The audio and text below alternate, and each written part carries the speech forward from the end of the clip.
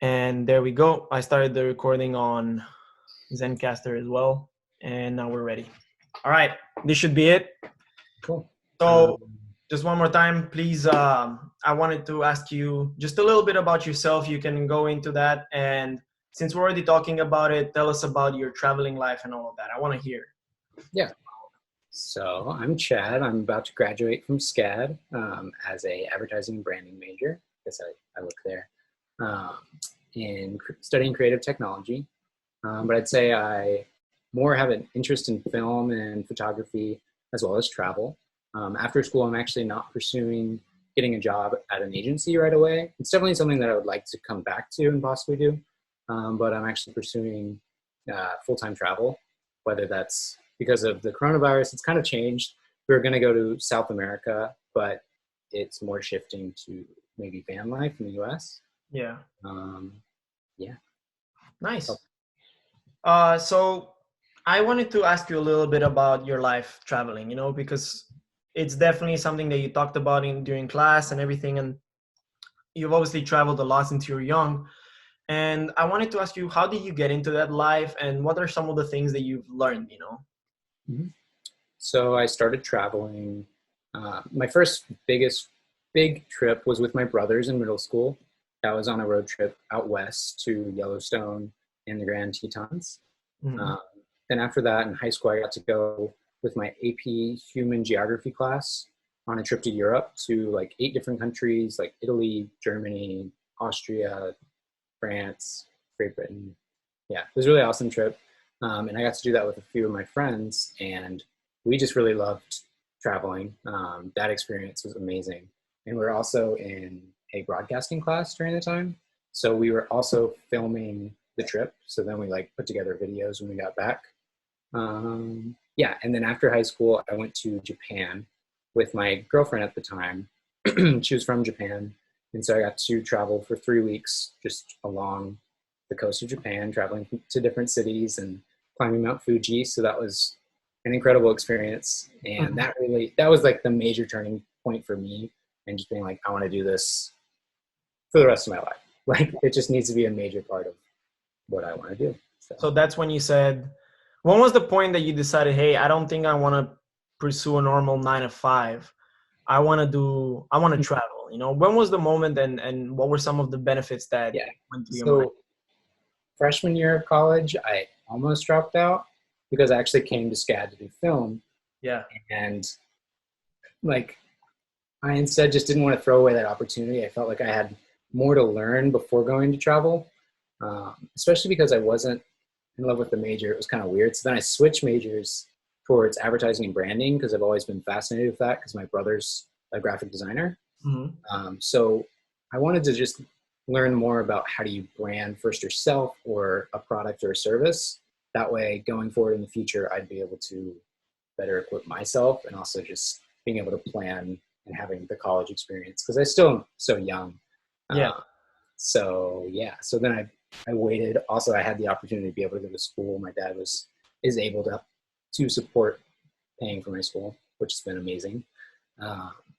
So I'd say that the real 9 to 5, like when we decided I'm not going to get an agency, was with my girlfriend Claire. She had a terrible experience at a corporate internship, and I had a good experience at an internship. I really loved the company, but I felt like I was always wanting to like go out or like not always be there 9 to 5 every day. Like if I could work remote, that'd be awesome. And I definitely think that's the way things are going. But it really showed that I want to travel a lot more.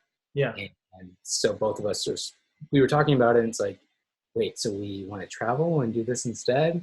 What is that going to look like? And also like, if we're going to do this, we have to announce it because that really like makes you do it. It's like by announcing it, it's like, I have to do it. I'm not just going to like fail and then try to just go get a job. Yeah. Like we said, we're going to go travel. And even with COVID, it has shifted it, but we're still wanting to go do that. And we're still pursuing that.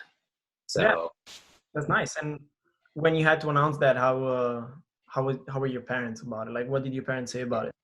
It was interesting. Like both my parents are super supportive, but it's like talking with my dad, it's interesting because he's paid so much money for the school, and like normally whenever you go to school and you get a job, it's like, all right, that is why you went to school. That is why you paid so much money for that school, so you could get that job from those contacts and from the things that the school provided.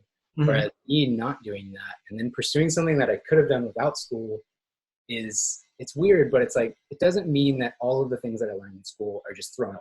Like as long as I've constantly been applying myself in school, I've learned so much, and I still have all these connections that don't just disappear. If anything, now is the time to fail and branch out while I'm young before, regretting going into a stable part of life. Yeah, that's really cool. And the fact that you guys had the balls to do that, like for lack of better words, like the guys that you had the guts to do that definitely shows that, one, you have the courage to do it.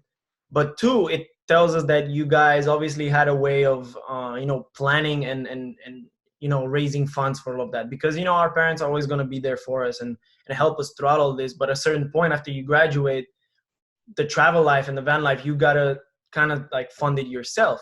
So for the people out there that are looking for the same similar lifestyle, what would you tell them as far as like, saving money and budgeting? Yeah. Well, that's what's given me the most comfort actually in this decision, is from dating Claire, and her family actually were able to pay for her school here at SCAD, very expensive, and her sister's school. She went to Emory. She just graduated. She's a nurse. But they spent over $150,000, but the only business has been a laundromat, and they save money better than anyone I've ever met in my life. And it's like all of these little things that do add up. Like you don't need to have instant gratification by going out and buying coffee like I would do all the time freshman, sophomore year. Like those few dollars, they add up so much. And if you can still have nice coffee, just make it yourself or buy in bulk. And just those things matter so much. Also learn to cook, learn things that can save you money, thrifting. And like, there's just so many things that you don't need. And you can save money. And by saving money, it can go straight to your travel. And also by traveling, like if you book so far in advance, that saves so much money. Figuring out the best transportation, taking buses. You can really plan it out, and then just working part-time job, any job you can on the side. Nice. Like saving money. So. Yeah, and you told me a lot about the way her family has taught her, to budget and learn how to save. And that will help you a lot. Once you guys start traveling, how do you plan out a way to like keep generating income? So that is a great question. In the beginning, I think we both just want to fully commit to like our art. So we've started a YouTube channel, and it's like, feels cliche to be like, we started a YouTube channel, follow us, we're going to be influencers or whatever. I'm doing the same, so I get you, don't worry. But like, it's why not? Because that's such an interesting opportunity that each of us are given. Like we have phones and we can connect with people all over the world. So why not just tell your story? And what's so interesting too is how, one thing I struggle with is how self-centered you have to, it's like there's a level of self-centeredness that you have to have in order to want to be an influence, to want to put yourself out in the world. And there's like a fine line of balancing that, where it's like, oh, they're a jerk, or it's like, oh, I love watching their life and they still care about other people. It's like, I deeply care about other people, but I also want to be able to have a life that's fun and interesting, where I get to learn more. So it's like balancing all of that has been a problem, but it's been healthy. I definitely have been figuring that out. Nice. So you're going like the content creation kind of route, like you're hoping to make enough content out of it that hopefully you will be able to generate some public image that will get you some money or some endorsements, right? Yeah.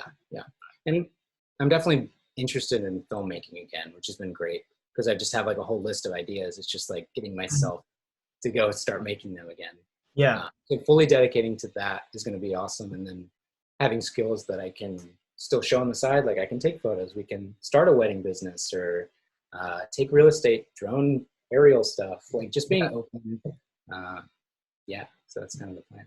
Yeah, that's cool. That actually gave me an idea, because I'm always on the lookout for ideas to make money. And that last one was really nice, like using it for real estate videos and all that there's so much money to be made in that, and it's cool content. Yeah, so it looks like you guys definitely have it down. And I'm really happy because I've met a bunch of people that have done the travel life, but they do it to a point where it's not only budgeting, it's really limiting. Like they live the only thing that they want is not to have a stable home, like one single home. They just want to travel around. But you can definitely see that because of the money, they do less. So it's incredible that you guys have a way of actually monetizing the traveling. Like you don't have to work side jobs, or if you do, it's what it is. But for now, you're planning on actually monetizing it, which is awesome. Yeah. Very hard to do. Yeah, it's like we recognize that we're probably not going to make money for the first few years doing that. Like, but we do have savings, and we still will do side jobs and whatever we can. Yeah. I feel like patience and belief in that kind of life is super important, because you know that it's not the normal route, and it's definitely going to be a lot less secure than having a 9 to 5. But if you can, some people see like within 6 months and they're like, I'm not going to be able to have money for 6 months. You guys are like, we know we might not make money for the first couple of years, and that's incredible. Patience and like putting stuff into perspective. I feel like that's what you guys are gonna. I'm just saying it here for the record. I think you guys are gonna do incredible, and you're definitely gonna make it out as influencers in some way or another, because you guys are just like so much fun. But yeah, and you do like cool content, like good, valuable stuff. You don't only speak and like look interesting. You actually do interesting things. So I feel like you guys are gonna do great things. I don't want to put you on the spot, but what's the most, if you had to share one travel story, doesn't have to have a moral at the end of it or anything, but what's the craziest travel story that you have, or country that you visited, or anything like that? I would say we went to Bali, which is, influencer heaven. Yeah. Probably looped in because of that, but cheap flight from studying abroad in Hong Kong. We went to Bali, and while there, I've never ridden a motorcycle or a moped really. Yeah. So it's a great time to try it while you're on the other side of the world. And so we rented an Airbnb, and we were going to go meet my friend Mitch, which in high school we did video work. He was actually there because he's, moved to LA, influencer, whatever. So while there, we were going to go, and I asked the Airbnb host if we could borrow the moped, which I've never driven. Luckily, we have helmets, whatever. So it's like a dirt path, and I'm literally like, we just started, we're going on a straight dirt path, and then we have to take a left, and instantly the entire bike slides, and we both fall off, and it falls into a ditch. Both of our knees were like scraped up, but I just felt like such an idiot. Like I was just going too fast, and it was a very like scary experience, but it was fine. Like it all worked out, but it could have been a lot worse. Yeah, because you're in the middle of like a country that you're not from, and it's very far away from where you are. So learning something like that, it's quite crazy as well. Yeah, but nothing like too wild. I mean, getting to study in Hong Kong was awesome before all the protests, and then now it's like none of the protests are even covered or even really happening anymore that I know of. Because of Corona, but it's wild. So then let's say I'm gonna say it in Europe. When you went to Europe, I don't know how old you were, but what was your favorite part about Europe? And I'm not talking about like superficial level, like, oh, what's your favorite place? No, what I meant is, I know that you travel and you love in like cultures that are different from yours. So what culture struck you as very different, but something that was interesting and nice to you? So that trip, I would say, was a lot more American because it was like 40 US students, but so we didn't really have a food culture experience, and I was definitely like with my friends during the trip. But my favorite place was Amsterdam on that trip, because that was the first time I saw, like, also just going to Europe, how skinny everyone is and how fit they are. And the amount of bicycles in Amsterdam, I was just like freaking out because that was amazing. Just seeing like there's just rows along the road, and just seeing that and the canals, that was favorite experience. How healthy everyone seemed to be and happy. Off of that, even more healthy, the Japanese. Like, I'm sure that you've seen it. Japan is one of my dream destinations. I still haven't gone there, but from what I've seen, how crazy is it, the way they eat, the way they behave, the way they are? And they have like 4 work days, and they have like 3 weekend days, and I mean, How? it's like, Tell me. yeah. So I'm trying to think. Japan is like one of my favorite places I've ever been to. Just it's so clean and recycling everywhere. Their craft with food and how they just appreciate and plate things so well. It's like uh, it's not like in the American where they like throw it on the plate, just get your food, go. It's like everything has a reason and it's very intentional. Um, Even with time, like the work environment there too. I mean, overworking is a huge thing, but it's actually been a while, so it's like I'm trying to pull all of that back. But Yeah. Japan, just as a place, also the public transportation, just amazing. Mhm. Yeah, I just go to Japan. I can't really even I describe. want to, I read all about them, and what struck me the most is I'm very passionate about flow and creativity, and I read the book which talks about the reason to exist. You know, they are always in search of the reason to be, which I forgot the name of it. There's a name for, like, there's a Japanese word for, you know, your dream in life or your path, you know. Mhm. And for them, whatever it is, it could be like making coffee, you know.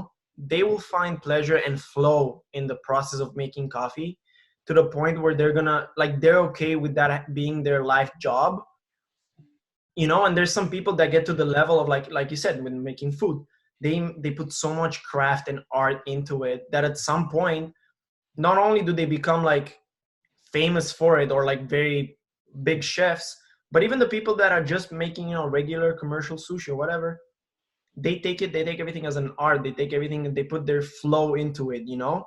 So Yeah, whatever they do, they align it with their own path in life, so they're gonna do it in such way that it makes them feel worthy, you know. So that's they why I really feel give like their all to it all. Like they every, give their all to anything yeah, they're. yeah, they give it all, and whatever their dough, whatever their way is, you know, that's what they do, and they give their whole life to it. And that's why I want to go to Japan, because I want to see how people can be intrigued and disciplined and driven by something that is not necessarily like that significant to us, you know. Yeah, Like, I'll never forget that scene on the World Cup where after I don't know if you saw it, after the soccer match ended, I don't know who they played and they lost, all the Japanese people, and I think it's the Japanese, I think I'm not wrong, waited and picked up all the trash and the litter in the soccer stadium by themselves. Like, they brought bags to like put the litter in, and they lost the game, but they stayed and they cleaned up the whole stadium before leaving, because that's the way they're taught. yeah, That's insane, you know? yeah, yeah. And the respect for elders there, Yeah, and just their care with hospitality. yeah, It's just so, yeah, it's incredible how much they. I mean, it's something that I would say is lacking in the U.S. is the respect that we have, and living generational under one roof. There's something really amazing about that. I mean, I personally haven't gotten to experience as much. I mean, through Claire's family, I have more, but um, there's so many things we can learn from other cultures, and I feel like Japanese are a great example of that. yeah. I wanted to ask you, because you met your girlfriend in freshman year, right? Mhm. In college. So whenever you started dating, was there ever some sort of difficulty getting accustomed to each other's cultures, or was it like more for you, I guess, because she's been living in the US, right? Right. Yeah. Right. So was it kind of like a cultural, did you have to adapt like to her culture and I certain, mean, which I'm sure you did, but how was that process? ongoing, and it's a yeah. I mean, it's taught me patience and a lot of new ways. Taught me how soft I am. I get like offended way too easily at things. Um, but as far as like the craft for food, that's definitely part of her family. Yeah. Uh, just how they like mistakes are. You shouldn't make mistakes. Like learn faster, Yeah. and don't make mistakes because you don't have to. Like you can get better at things, Mhm. or things that I've learned as well as just a lot of craft. Working hard always pays off. It doesn't really fail you. Always having a backup plan. Yeah. Do you feel like it also kind of made the whole relationship more interesting? Because on my side, and I'll tell you about it later, that's what's going on, you know, because of the differences in culture, there's a lot more to find out about a person. So is that the same thing with you, Yeah, you know? I mean, not necessarily about culture, but with her, she's very much an introvert, and her work is what brings her a lot of joy. Mhm. And for me, I do find joy in creating stuff, but I also just find a lot of joy from meeting new people, going outside, being active, doing something. Yeah. Um, so that's been something that it's not really a conflict, but it comes up sometimes where it's like, all right, I just need to go outside, do something. Yeah. And we just need like, a little bit of space, especially during like coronavirus and stuff. But Yeah, um, I'm actually gonna jump into that. How are you dealing with the fact that you gotta stay indoors, especially for a person that just told me that likes to go out and meet people? How are you right. dealing with that, It helps. I still go like outside on bike rides, Hmm. uh, but not being around people has been weird. I mean, I still being able to talk just like on the phone and through FaceTime and stuff totally works for me. Yeah. Uh, Trying to stay busy. I mean, some days are like super productive. Other days it's just like, it sucks. I hate this. And Yeah. then I don't know, the next day you try again. I've been also waking up early has been helping me a lot. Mhm. Just, I don't know. I love different sunlight. So waking up early and taking shots with the sun and, Yeah. doing a lot of video and photo work. So And although you guys are stuck together, I guess stuff is going pretty well because I also want you to kind of go into this, but you guys, I know you are engaged, and um, I just wanted to know how did life kind of change. I want you to go later into the story of it because I definitely want to have a live version of Chad telling a story about the engagement, just because there's yeah. nowhere else. I saw you guys were featured on Scat as well. So you guys feature. I was like, oh damn, That that's was cool. Yeah, we both like got a lot of messages and a lot of follows that day. That was yeah. cool. Like, yeah. So what can you say from your experience? Like, first, I want to ask you, how is it to live with the person that you care about 24/7? How do you guys find ways to give yourself space? Yeah, I mean it works out well. Making meals together is like something that we love to do. Claire Mhm. has been loving making meals, and I'm like the dishwasher and person that cuts everything up. So that's one way that we like really flow, I guess. Yeah. And we mainly work in other rooms. I mean, I was in that room. She's Mhm. been watching this TV show Vampire Diaries, and I'm just like not really into it.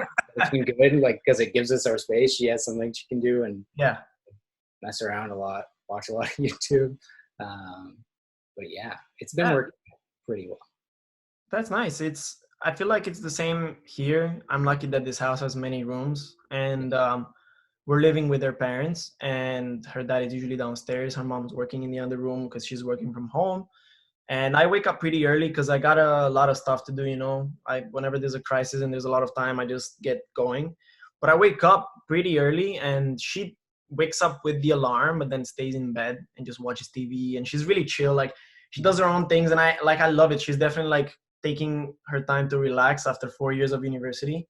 And then Yeah, I'm like a crackhead in the other room, like making 3 podcast episodes, editing 2 others, taking care of a business, having a freelancing job, and I'm like that. But the fact that we get our own separate times and then we come together, like you said, for us, it's not so much cooking just because her yeah, parents like are doing that, and I'm yeah, so lucky.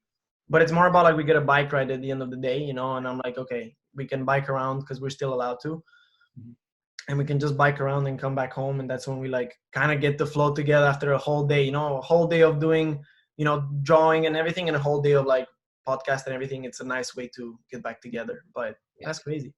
But I want to ask you about the engagement. Now you can share as much as you want. I don't want to put you on the spot. You probably had to answer questions to everybody, and I know you're tired, but yeah, this is your chance to make it official and have it on a video so that yeah, every time somebody asks you, you can just redirect them to this video yeah, and send them the link. totally. So, Like, subscribe. like Vlad. and subscribe. Exactly. Thank you.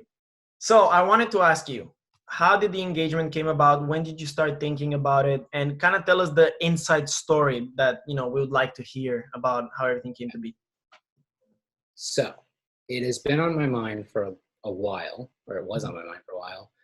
We actually went to Mexico in December, and I was thinking about doing it then, but because of like some family issues, I chose not to do it then. So I put it off, and there wasn't really a great time.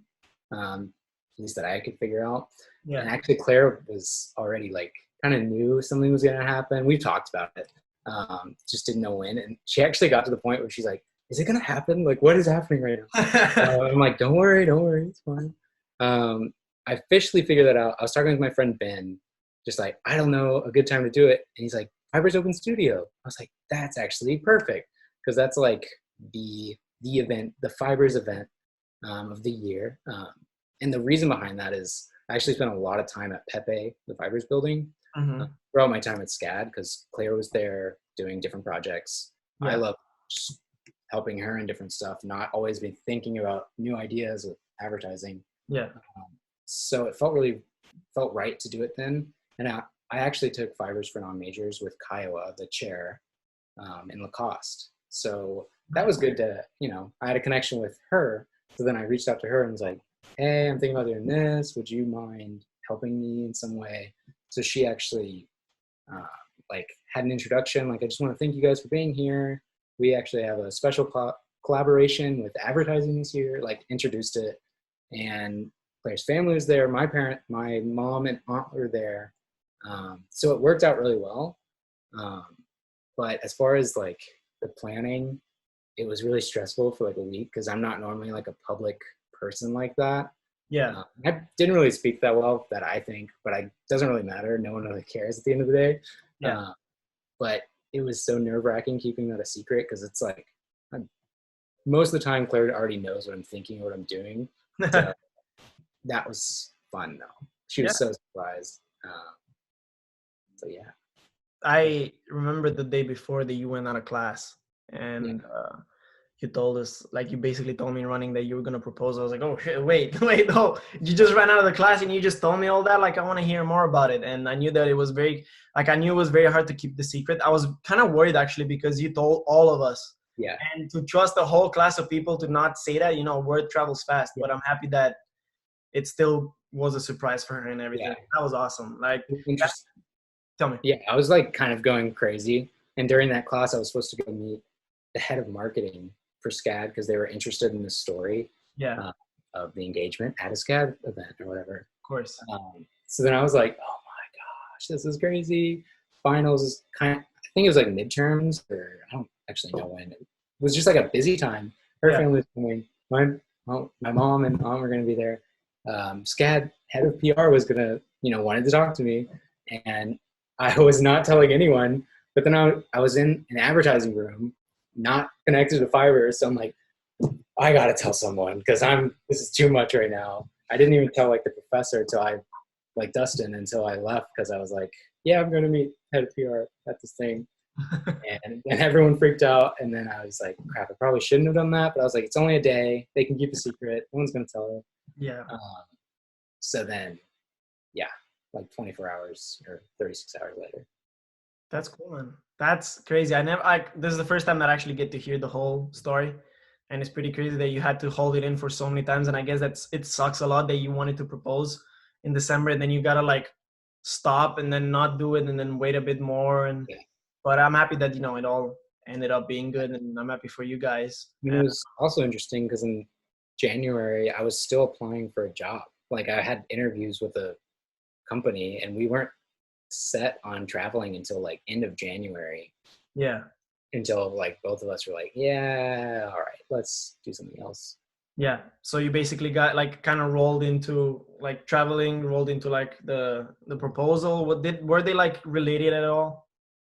I mean, it was related. Also, like what ring to buy, because like we both are very aware of money.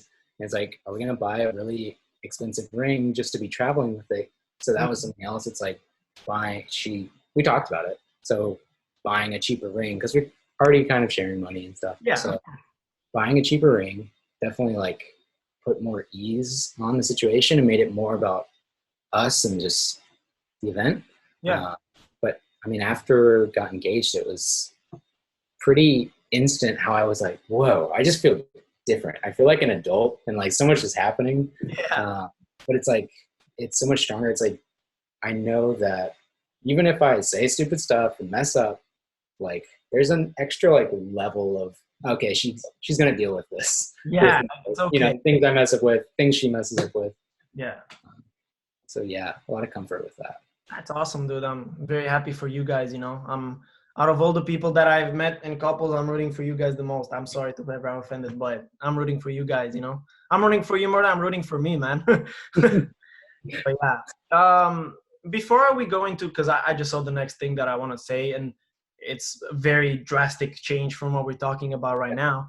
I just wanted to ask you one last thing. What are your plans as of now? Like what are you how are you dealing with, better said, how are you dealing with uncertainty right now? So I would say that that's one thing I deal with a lot better than Claire does. Like Okay. I'm okay. Like I'm like everything's gonna work out. It's gonna be fine. Like we have money. Um, like honestly, we're so privileged with the resources we have, and like Yeah.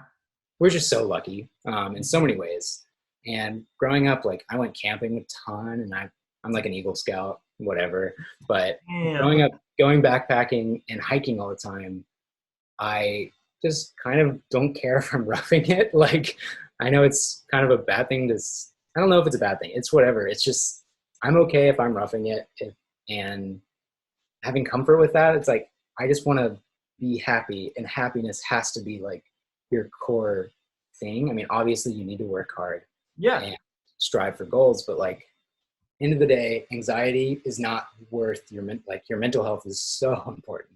Yeah. Definitely learned that like throughout sophomore year. I was an RA and met so many students that were just either suicidal or crazy stuff with parents that like their parents, and just lots of issues.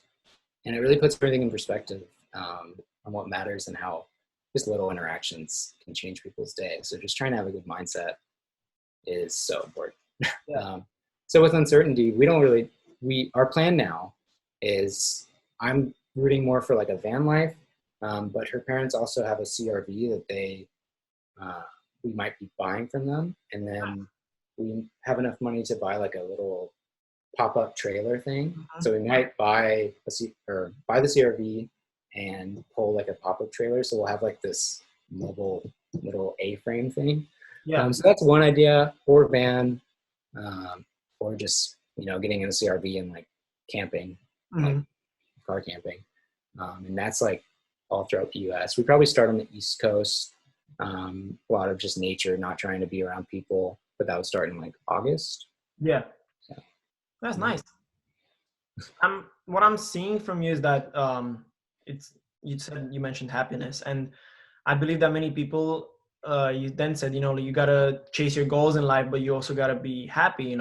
I feel like so many people base their happiness on results and on like, oh, I push happiness further away into like a goal or something. So whenever I get that goal, that's when I'm gonna be happy. And I feel like so many people are unhappy because they're looking for happiness. When you're looking for something, you obviously don't have it. Yeah. While on the other side, what you told me, like you're just happy with the process. You're happy first, then Yeah. you're happy and healthy first. Then let's see what about my goals and everything else. I feel like happiness doesn't depend on goals that you set. It Yeah. depends on your overall well-being. So that definitely has a lot of truth to it. I mean, it's true even with relationships. Like someone else is not going to make you happy. If I'm, a leech of happiness, which I would say I have been in the past, Yeah. especially, in times that are super stressful, like leaning, it's like, I'm just depressed or sad about life or whatever it is. And just leaning on that person and draining them. It's not a healthy relationship, and that's not really okay to do all the time. Obviously I'd say there's a certain amount, like you have each other's back, but at the end of the day, you have to find your own joy and your happiness, and it's going to look different for everyone. Yeah. Yeah. Definitely. All right. So I feel like something that I really wanted to talk to you about is developing certain points that we went through in the class when we were talking about technology and about the potential future of civilization. And we were tasked with reading this book about how the 21st century is changing and how technology is going to change. And I just wanted to talk about like artificial intelligence, and I choose not to speak about this with anyone or with everyone, just because most I do want to talk with people that have a researched opinion. So my question is do you think that we're moving towards a world where, because of the search of happiness, we think that the more we advance technology, the more like the better off we're going to be. Do you believe that there's going to be like an AI rising, or do you feel like we're going to be able to cooperate with them and create this dream team, like human robot collaboration in the future? Do you think we're going to do you think we're going to collaborate, or do you think they're going to uprise against us or whatever? It's an interesting question, because I don't know if I see it as like are you saying like an AI person that we're interacting with, or like, I just see AI as being integrated in a lot of different systems. Like, Yeah. artificial intelligence is going to be used to make products and services that we will use. So it's going to take away the struggles of certain things. Like, I mean, you see that with like websites, YouTube, algorithms that help feed you content. I definitely think that there's a lot of problems that can happen from Sorry, there's a like too much data just feeding what you want. There's not as much mystery. Yeah. Can you kind of say that again? AI. What do you so AI be? a lot of people believe, let me rephrase it, and it actually might be better for both. A lot of people believe that they have a very negative outlook on the future of technology. They have a very negative outlook on the way that things are going to play out, as in artificial intelligence is going to be so prominent in our lives that it's eventually going to know so much about us that it's going to overtake us. Now, a lot of these people don't know that a lot of this artificial intelligence is already being used today. Like algorithms for YouTube, Instagram, all this kind of content that's being fed to us, it's already being tailored by an artificial intelligence. So my question is, do you think that in the future, artificial intelligence is going to help us and collaborate with us? Or is it going to become an obstacle in the way of development? I would say it's going to make better products, services, better, more efficient things. So like helping us make enough food and being more sustainable. There's definitely so much that artificial intelligence can do to help find problems that are, just losing money or certain resources that can be used better, and optimization. But I think it's kind of up to us as far as like with humanity. Like, if we want to stay close with other people, technology is going to get in the way. Yeah. And because it's not really going to enhance an experience, I would say at this point. I mean, with AR and like being able to interact, say there's haptic feedback and you're actually right there and I could tap you on the shoulder, then is that really going to change? If they make it so well, maybe that is human experience, but I don't know. It's like a lot of gray area, because it's like there's our human experience where we're really in the same room, we're talking. I mean, right now, like, we're having a conversation that I would say is very authentic, and I don't think that technology is creating this weird buffer between our interaction. Yeah. But then I guess it's hard to say, because with social media, you can obviously see it's like draining our joy, and the way it's built to be so addictive. Yeah. And how can we make products that aren't addictive, and how can we go back to joy and happiness? I mean, it's definitely up to the person and pushing away things, but I mean, the amount of data that they're collecting on us is really interesting. Yeah. You were saying we had this conversation over Zoom.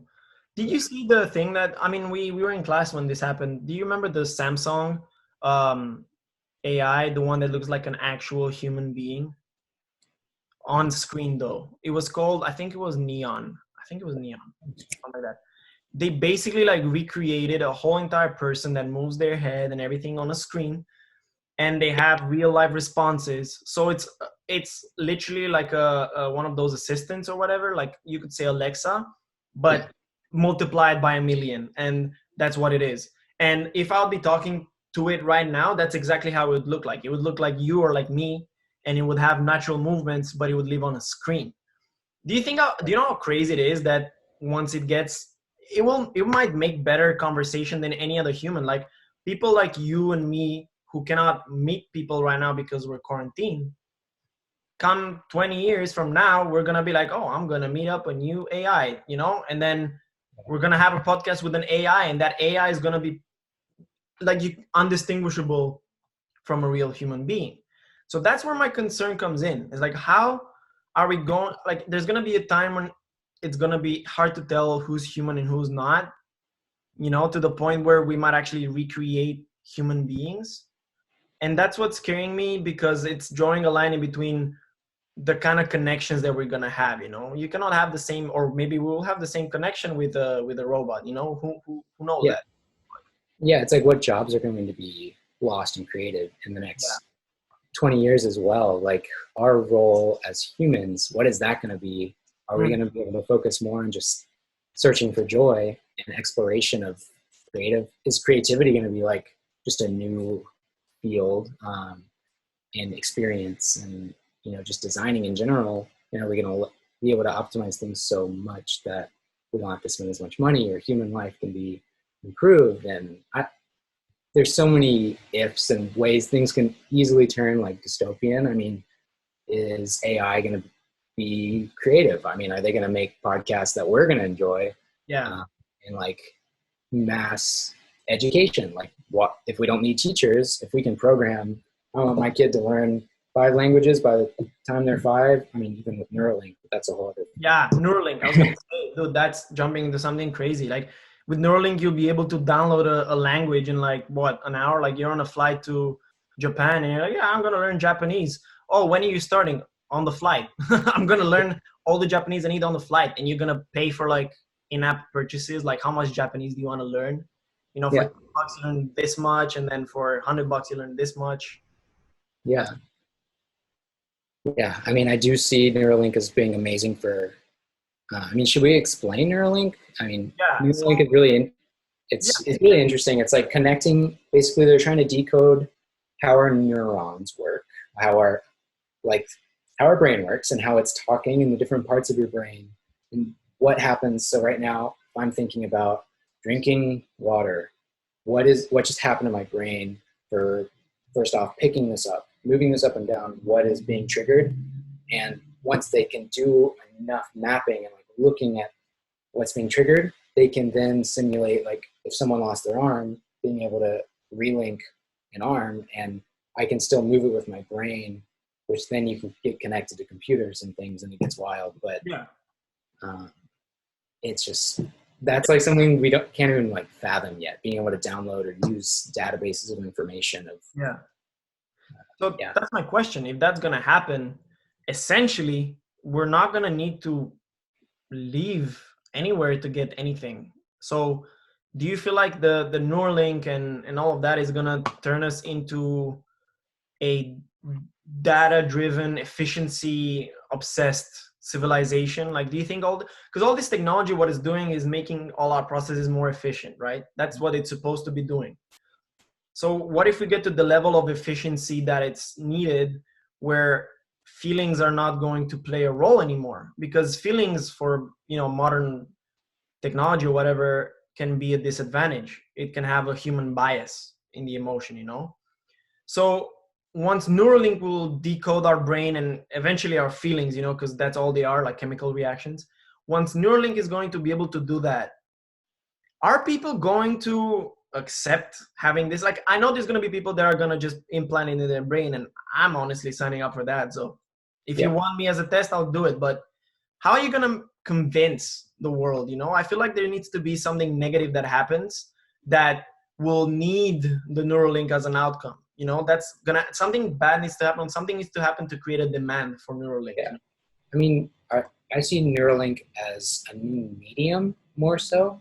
So it unlocks new capabilities of services and products we can use our brain for, I Yeah. guess. So if I want to feel happier, you can use the service that triggers new emotions. Or if I want to get connected with a story or a video game and I want to like feel it, and it can go into lots of different avenues. But I see it more as like you kind of choose which product or service of Neuralink connected with your brain you want. Yeah. Like also, we talked about it in class how they were able to recreate someone's child that died and reconnected the mother with her daughter. So say the daughter died at 2 years later, they showed her like in VR. Fucked up. I remember that. It's fucked up. and she's the age 4. So what she would have looked like, and if how are we going to cope with death if there's going to be a service that's like, you don't have to worry about if someone dies because Black Mirror. Have you watched yeah, it? so many, yeah, Black Mirror. Yeah. Yeah, so so many, I feel like that's what it is. I feel like it's going to get so crazy to the point where we're not going to know like what happened to this human being. Did they die, or can their like memory go on, like their conscience can go on in a different body? And the other point is that I like Black Mirror because it shows crazy technological advances, and it shows certain like societal changes, but it shows that some things, although this great technology is inserted in it, the human connection, the human essence in all of them, it's still the same. Like there's a lot of, they include so many new pieces of technology that we think is going to change life completely, and they honestly only change one part of your life. The rest of the life in the episode seems normal. The normal person gets in their car, goes to a job. It's just the way those things are get different. yeah. That's what I feel. And it is interesting because there's so many people that reject technology that, oh, it's terrible, it's the worst thing ever. Yeah. And I agree, it can be awful, and people are addicted to phones, and it's widespread depression in our generation, like so many things. But I think it's so important to be educated about what's happening and not just being lost behind, because then you're going to become that. I mean, imagine like an old man and back in the 70s or 80s, and their grandkids or their kids have the new Nintendo. They're just playing on their screen, but then you get to a point where you're so lost behind. And I don't know. That's just I want to be like a cool grandpa when I'm older. Do you think we're gonna fall behind? Yeah. I feel like I'm already falling behind this new yeah. kid, man. Yeah, for sure. Like there's so many things coming out already that's like we won't even have to like edit like a video. It's just like I want it to feel like this. Insert your script. It can automatically find clips or something. Like so many wild things happening that the optimization I feel like is getting to. Yeah, we seem to be like very fixed on the idea that we have to do stuff faster and we have to do stuff more efficient and to win time and time and time. So all of us are actually like, what we're looking for through technology is to earn more time, have more time on earth, enjoy each second on earth more. Yeah. But again, we're doing stuff that goes against that, but at the same time, like you said, there's people that are so opposed to change in technology. Like, I know my father's going to watch this. So my father is an example of a person who until like maybe 10 years ago, he never really opened up a computer in his life. And not because he didn't know. He's a surgeon. Like he was a doctor. The guy saved lives, but he didn't need it. Yeah. Well, when he needed it, because he started writing his book, that's when the whole adventure of teaching your parents how to use the computer. And as we all know, that's very not fun. Yeah. Because you lose your patience, they lose their patience. And my father, in 10 years, so going from not knowing how to open up a computer, he's editing a website page. Like he's editing a website page on Squarespace. Yeah. And he knows how to search on Google, like different articles and how to like find stuff. Like he'll find stuff that I cannot find. Yeah. And he still doesn't know shit about computers. Like I can tell you that I need to help him on the daily with stuff that's not hard. But it's incredible to see how, like, if you don't oppose change that much, at least you are open to all of this new stuff coming in, and he's still like, nah, I don't want to learn all that. It's good for you, not for me, but he's still open up to learn, which for me was amazing. But I know so many people that are so scared of the computer. They're like, oh my God, they're gonna, people that tape up their camera. Did you ever tape up your camera? For like a few days maybe, but then I was like, you have so many other ways of like spying on you. Like it's useless. At least, give him a nice angle. But yeah, it's definitely, I feel like this fear of the new technology comes because of our fear of change and our fear to our like integrity, because like, oh, something's going good, let's not change it. Yeah. Well, something could be going better, so let's see how we can do it better, Yeah, it's interesting balancing that. It's like trying to get more efficient at doing something, but you're putting in effort and time to update to a newer software, newer whatever way of doing something, or you can just work on your work, keep going your way. It's like, if you just, don't update every single time something's new, you slowly balance that. It's interesting though. Exactly. And You don't always have to. I believe that we're, well, as a civilization in general, we're actually not as developed as we think, or as we always projected. Like, you always see movies that project like the year 2018 or whatever. Like Blade Runner, when they did it the first time and they projected the year, I don't know what year the movie is set in. I think 2018, 20. I'm not sure. I'm not sure what the year is, but the world is definitely looking a lot different in that movie than it was in our real time. Like, Yeah.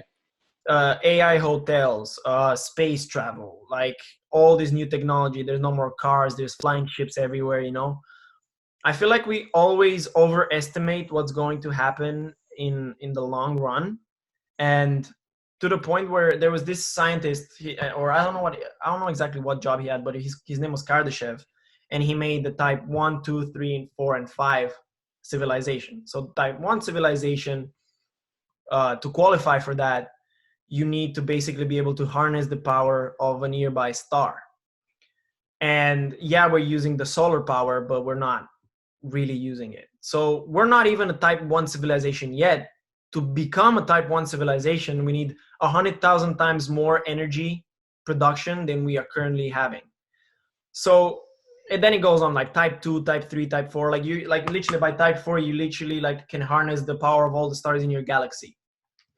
Think of how, like, think of how fucking different things are gonna be when we're gonna be able to harness the power of a star. How are you gonna explain technological advance when you're gonna be able to extract energy from a star? Like, who's gonna be opposed to technology then? Nobody's gonna be like, no, we always done it. We've always done it this way. No, you suddenly have 100,000 times more energy. That's gonna be cheaper for everybody. So you cannot really say that you want to stay and do it the old way, and only the things that are beneficial to you, you know, oh, I'm gonna do it the new way, you know. Yeah. But that's crazy. Um, so I want to quote one of my friends, and she said, or there were many people in the same conversation, but it said, it is easier to access information and knowledge than it has ever been. We can Google anything, or we can even ask Alexa. We don't even have to move a finger. But we live in a world full of ignorant people. And I feel like that's a statement that, you know, generalizes a lot, but it is true. How is it that we have access to so much data and information, but we're still choosing to ignore a lot of it, you know? Like, Yeah. how is it to the fact that we have so much information that we're actually getting cluttered in how much information is out there, you know? Well, it's like whatever you're interested in. Like, say there's an opposing view of whatever it is, and you don't like it, it bothers you, and it will, like, algorithms and personal choice, it's going to start taking you towards a certain view, a certain way of thinking, and it's just fostered by other things. So if I'm looking at, a lot of video camera YouTube videos, it's going to keep showing me tech stuff and different things in that arena. Whereas whatever you're, that's kind of, it's interesting how it's making us more polarizing. Yeah, So yeah, definitely. You know, like, what I was thinking about is not only the amount of stuff you can look up, the amount of stuff that you hit with on a daily basis. You open up your phone in the morning, there's 5, 6 notifications, 3 newsletters, 5 emails. And before you even know it, your brain's like slammed with all this information to the point where you're so confused. And that's where what you said comes in. You're so confused that they can start clearing the path for you, you know? Like, oh, you like this? I think we can steer you from what you like towards what we want to sell you. And we're going to make sure that the content that we tailor for you and that we deliver to you is going to basically slowly switch you on to what we want you to switch. And so through that, I feel like there's so much information out there for free. You can take courses, you can take Harvard courses for free online. Like, what world do we live in where we can take free courses online, and who does it? Very few people. yeah, Because it's like, oh, the information's out there. Well, I don't need it. I can just look it up on Google if I need to, or I can hire somebody who knows how to do that, you know? So I feel like because of how much information we have a luxury, you know. When you don't know how to appreciate something, you don't look it out, you know. You have so many toys, you're not gonna yeah. play with them every day. You're gonna get So, ungrateful. so easy to procrastinate now. Yeah, definitely. What's really tough is just having your own original thoughts from everything you've looked at. Because Yeah, I mean, art is theft in a way. Like everything you see is inspiring what you're doing. yeah, So then having time to not look at stuff and focus on your own thoughts from what you know and to work on something is its own struggle now. And that's why Yeah. there's so many like meditation apps coming out and solutions for that. Yeah. And how do you feel like, I feel like because of the amount of information, I feel like the number one factor that affected mental health in people was not only the way they work, right? Because people have been working their asses off, especially in the United States, since forever. I feel if anything, working environments right now are more lenient than they used to be, right? But I feel like the one of the main reasons why people are suffering and they have problems with mental health is because of all this clutter of information and data that paints a picture that's not really there. Like people not only want to live up to unrealistic expectations that people post on social media, but they also get hit with so many things that they become superficial. They don't have a based opinion anymore. They look at one article, fake, it can be fake news, and they base their opinion on that. And because of that, there's a rise up of more fake news and more ignorance. And because of that, people don't know what to believe anymore. And when you're confused and you're troubled and you're constantly looking at people telling you what to do or what you should be doing, or people that are going faster than you are, you start to get depressed and you start like, what is it really all worth it? Is this all there is to life? Or is there something inside of me that I need to look for, And that's where I think meditation comes in. Yeah. It's like everyone, I would say depression is definitely stemming from like the grass is always greener, looking at, all these pretty images or people that are living a good life because they're posting and showing them laughing or whatever they're doing. But it's doesn't matter. Like it's all about whatever, if you're happy or not, and having joy in whatever you're doing, because it's like your value shouldn't be on whatever job you get, how much money you make. Like it's so interesting how much weight people will put on that. It's like, I have to get a job. I have to insert in whatever it is. But if you focus on joy, which it seems like that's what people are trying to do, then things change, I feel like.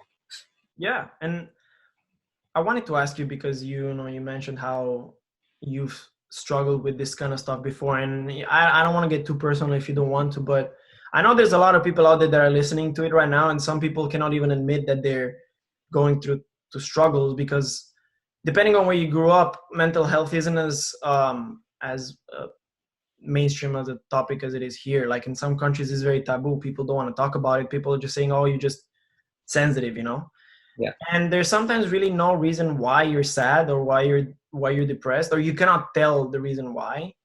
And how do you deal with that, or how do you make sure that you stay mentally healthy? Yeah. So I would say I was depressed, and I would say there were points in, I was even suicidal my sophomore year. And it really stemmed from a lack of self-worth. Just seeing so many people that provide for the world and feeling like, I don't provide, is a mindset that really got me down, as well as just being numb to the amount of things you see. What I feel like helps guide me back to, or help me be happier, is having goals and having things to look forward to and taking small steps each day. Because every day is, it's so cliche, but every day is a new day, and you literally can restart, and you can either be the best, a better version of yourself, or worse. But it's just treating, like having these smaller goals for yourself. It's like you don't have to look a year ahead, look a week ahead, try to start a new routine, and really take smaller steps. Don't try to like change overnight into something, or, try to, I've definitely struggled with that, where it's like, oh, I'm going to do this, and then you just burn out instantly. It's like just taking small steps to happiness is, honestly, that was really important. Like not feeling happy, but knowing that, all right, I still should probably go eat right now, or I should go outside and go on a walk, because that always would help me, or bike rides, lots of bike rides. Yeah. That taking those small steps towards happiness is what got me out of it, I guess. So That's nice. It's great. And thank you for sharing that, because I know that, it's hard to be personal sometimes, but I definitely feel like what you said is very true. Like even though you're in the situation that you are, you try to put yourself in environments that are not going to promote more sadness and more depression. Because what I've witnessed with, and there've been people around in my life that struggled with that, and I can say that, you know, I don't always feel my best either. The hardest part about it is not knowing what to do, is not actually doing the stuff that you should do to get out of it. Like, it's a very exhausting feeling for people. It's something that literally drains you and you see no point, you know, there's no point in anything. But, you know, sometimes people do have the resources available, or they know the way they could change it, but it's very hard, you know, when you're sad and when you're depressed, you don't want to go out.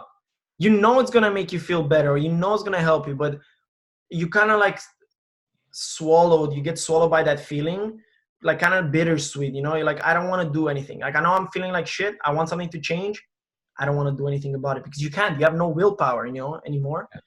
So I feel like if people could, like you said, set small goals, you know, today I'm going to, for 5 minutes, I'm going to draw, or I'm going to look out the window, or I'm going to do whatever I remember that used to make me happy as a kid.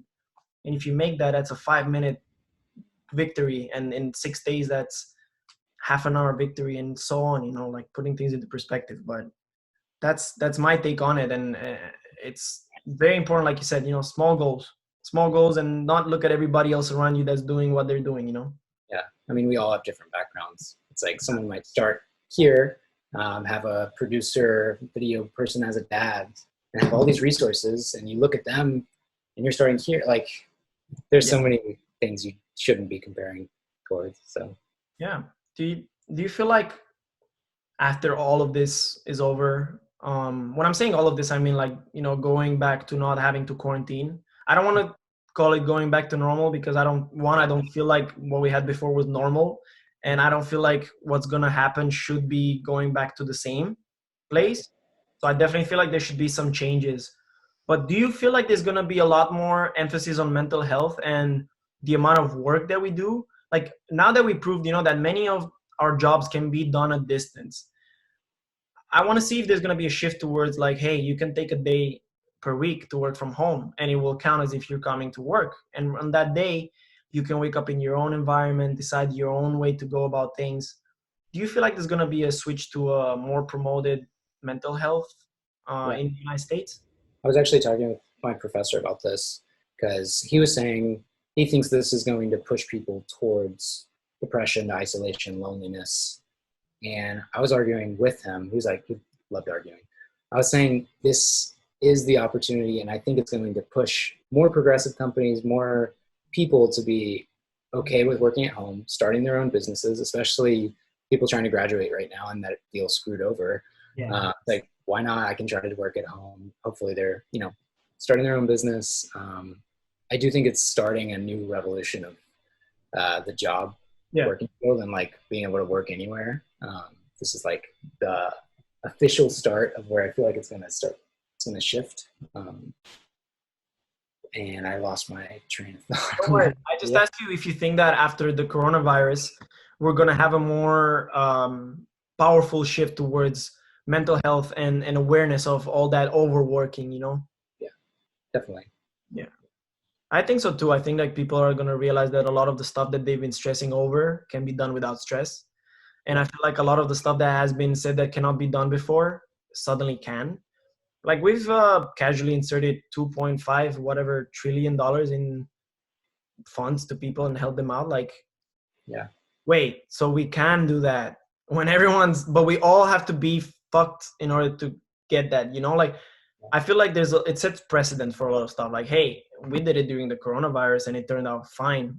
What about now? You know, like, are we just going to ignore the fact that like a lot of people adapted to working from home, and we're still going to call them 5 days a week from 9 to 5? Why? Why, if they can improve their life quality and then consequently help us more at their job, you know, why would we make people like, why would we not include all of the things that we learned throughout the coronavirus, you know? What are some things that you learned? Lessons. And I know I'm like being super correct about it, but I know you know the answer. I learned, and I have learned already, I take way too many things for granted. I mean, I think that's one thing we're all going to learn from this. Yeah. You can have dreams to travel the world, but they can get thrown away. Anyone you love could, Yeah. be affected by this. I mean, the system and the world that we live in is fragile. But I do think it shows how much people care in new ways, and how everyone's trying to help each other. That's Yeah. kind of what I've gotten from it, at least. And connecting with family has been great too. That's nice. I feel like people are also connected a lot to each other more. Like you said, they're coming in and helping each other out. And the ad that Nike did talked about that. Like if you ever wanted to play for millions around the world, now it's your chance. And I feel like I'm hoping that this is not only a temporary thing. I feel like I hope people learn to treat themselves and each other better when we're out of this. But if one thing I learned from all of this happening is that life sometimes doesn't give a fuck about you. It's so much more than good and bad and what you care about and what your feelings are. I feel like life is so much more than what we are. Like life's playing a different game than we are. And it really doesn't give a fuck. Like you were supposed to be done, whenever, and start traveling. I was supposed to have my last trip to Europe before I started working. God knows when I'm going to be able to do that. And with Margaret, it was her lifelong dream, and she was saving money for I don't know how many years, and we cannot do that anymore. And guess what? There's people that have no more food because they cannot go to work anymore. So my thing, I'm like, how can I complain about what happened to me?